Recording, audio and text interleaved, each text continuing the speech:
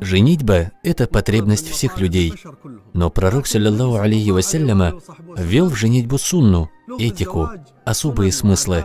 При выполнении супругами всех необходимых условий их брак станет приятным, красивым, добрым, приносящим человеку пользу в обоих мирах.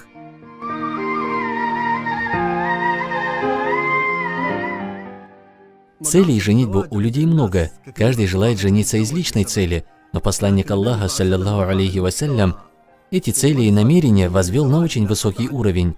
Пророк, саллаллаху алейхи вассалям, установил связь между собой и нами посредством женитьбы. Посланник Аллаха, алейхиссаляту вассалям, сказал: «Женитесь и размножайтесь, ибо в судный день я буду гордиться вашей многочисленностью перед другими общинами».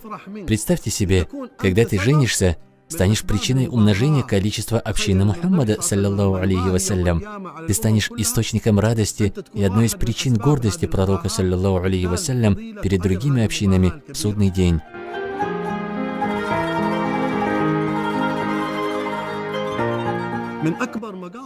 Самая большая цель брака – это защита.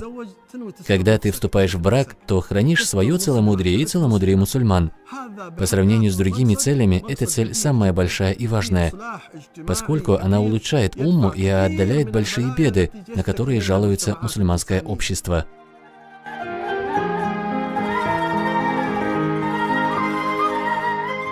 Одним из самых важных аспектов женитьбы, от которого зависит вечное счастье человека, считается выбор спутника жизни. Этот выбор очень серьезен для каждого молодого человека. Пророк, саллаллаху алейхи вассалям, дал ценные советы и указания по этому поводу.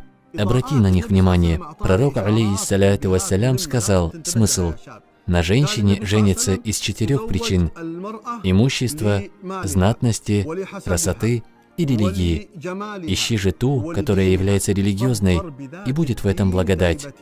Мужчина иногда женится из-за красоты девушки, а красота уходит.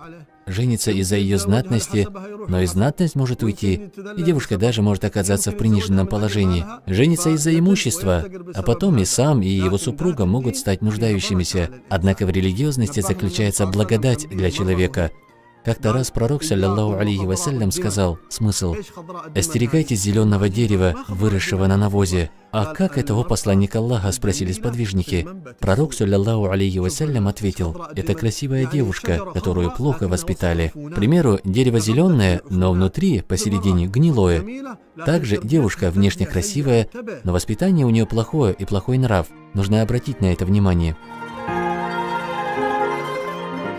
Другой момент, относящийся к девушке, это ее выбор будущего супруга. Пророк, саллаллаху алейхи вассалям, сказал: когда к вам придет человек, чьей религиозностью и нравом вы довольны, то выдавайте за него ваших дочерей. Если он религиозный, благонравный, верный, не нарушает твои права, боится Аллаха в отношении тебя, то выходи за него. Ведь пророк, саллаллаху алейхи вассалям, сказал об этом очень важные слова, к которым каждый должен прислушиваться. Если вы так не сделаете, то появится большая смута на земле. Мы знаем смысл этих слов, знаем, о какой большой смуте идет речь. А в чем ее причина? В игнорировании того, что имеет большое значение при выборе спутника. Осознавать важность выбора спутника жизни необходимо как парням, так и девушкам.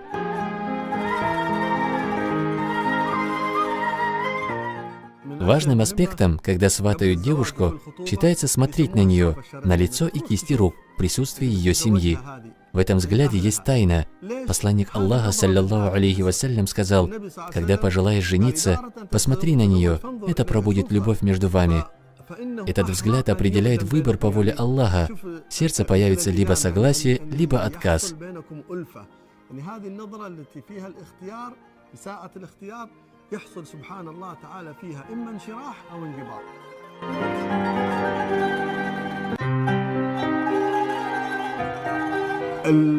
Требование большого приданного создает людям немалые проблемы.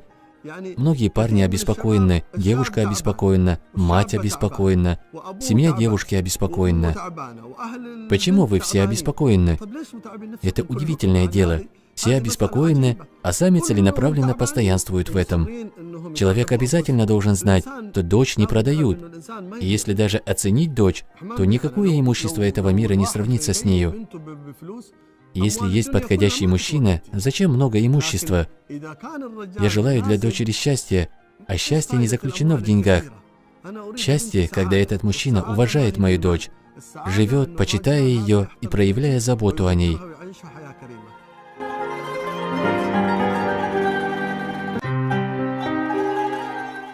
Проводить свадьбу является сунной. Пророк, саллиллаху алейхи вассалям, во время каждой женитьбы делал угощения по мере своих возможностей, приглашал своих сподвижников, иногда зарезав одного барана, иногда и больше, а когда не было возможности зарезать даже одного барана, угощал пшеницей, финиками. Когда нас приглашают на свадьбу, нужно ответить на приглашение, пойти на свадьбу и радоваться радости брата по вере, поздравить молодоженов и их родителей, сделать за них дуа. Мольба для молодоженов от посланника, саллиллаху алейхи вассалям, является очень важной. Пророк, алейхиссаляту вассалям, говорил: «О Аллах, ниспошли на них баракат и даруй им праведное потомство». Эту мольбу он прочитал за кого? За Фатиму, жену имама Али. В день бракосочетания необходимо, чтобы рядом с женихом был отец или старший брат, а с невестой ее мать или другая близкая родственница, чтобы они сделали им важные наставления, в которых они нуждаются в этот день.